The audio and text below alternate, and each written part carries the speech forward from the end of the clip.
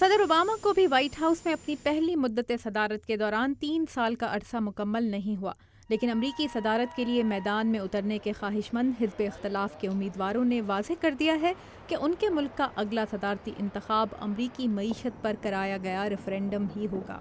He didn't create the recession, but he made it worse. Obama نے بحران پیدا نہیں کیا مگر اسے بدترین بنا دیا ہے۔ اب ملک کو مزید طویل مدتی بے روزگاری کا سامنا ہے۔ 2 کروڑ لوگ بے روزگار ہیں۔ سیاسی تجزیہ کار ریپبلکن نامزدگی جیتنے کے خواہش مندوں میں ریاست میساچوسٹس کے سابق گورنر مٹ رومنی کو ان کے کاروباری پس منظر کی وجہ سے معیشت کی درستگی کے مطالبے میں حق بجانب قرار دے رہے ہیں، جبکہ ریاست منیسوٹا کی رکن کانگریس میشیل باکمن کو، جو حکومت مخالف تحریک ٹی پارٹی کی سرگرم رکن ہیں اور سابق صدارتی امیدوار سارا پیلن کی حامی سمجھی جاتی ہیں، اپنی پارٹی کی امیدواری کے لیے ہونے والے مباحثے میں اچھی کارکردگی کے باعث اہم قرار دیا جا رہا ہے۔ President Obama is a one-term president. There is no more motivating factor in a Republican primary. Republican امیدواروں کے پاس پرائمریز تک پہنچنے کے لیے ابھی سوائے صدر اوباما پر تنقید کے کوئی موضوع نہیں ہے۔ آپ دیکھیں گے کہ وہ اپنی مہم کے دوران تند و تیز تنقید ہی کریں گے۔ معیشت کی درستگی کو نعرہ بنانے کی حکمت عملی پر سیاسی تجزیہ کاروں کو کوئی حیرت نہیں۔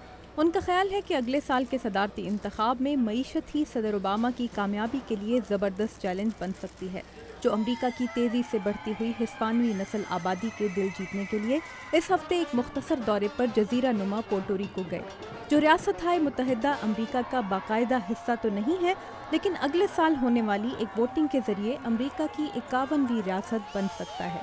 And when the people of Puerto Rico make a clear decision, my administration will stand by you.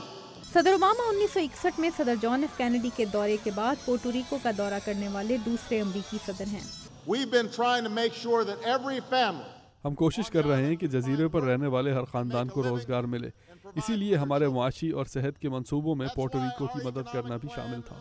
and our healthcare reform included help for Puerto Rico. امریکی ریاست نارتھ کیرولینا اور فلوریڈا میں پورٹو ریکو سے آنے والے ہسپانوی تارکین کی آبادی خود اپنے ملک کی کل آبادی سے زیادہ ہے۔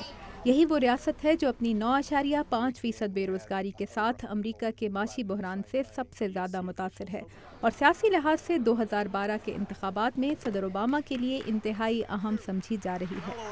ماہرین کا کہنا ہے کہ صدر اوباما کی مقبولیت میں جو اسامہ بن لادن کی موت کے اعلان کے بعد قدرے بہتر ہوئی تھی، ایک بار پھر کمی آئی ہے۔